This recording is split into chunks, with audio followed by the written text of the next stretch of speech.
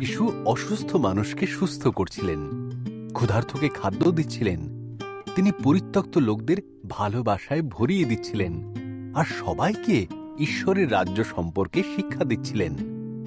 কিন্তু ধর্মীয় নেতাদের তাঁর শিক্ষা পছন্দ হতো না এবং তারা তাঁকে হিংসা করত।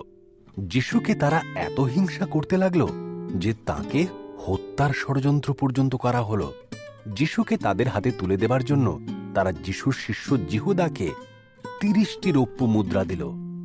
যিশু আর তাঁর শিষ্যরা নিস্তার পর্ব পালন করতে একসাথে খেতে বসেছেন।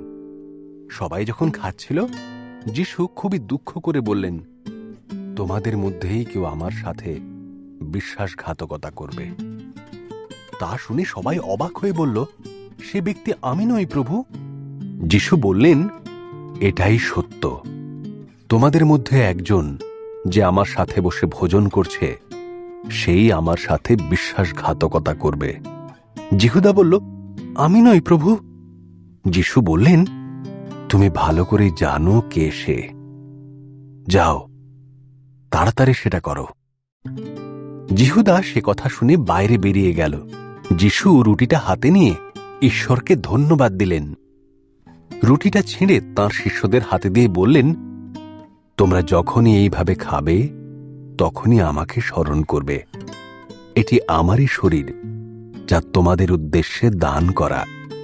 তখন যিশু একটি পাত্র নিলেন আর ঈশ্বরকে ধন্যবাদ দিলেন।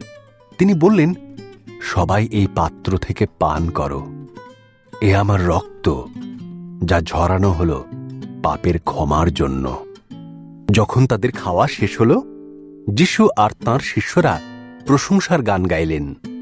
তখন তারা গেথসেমানি বাগানে চলে গেলেন প্রার্থনা করার জন্য।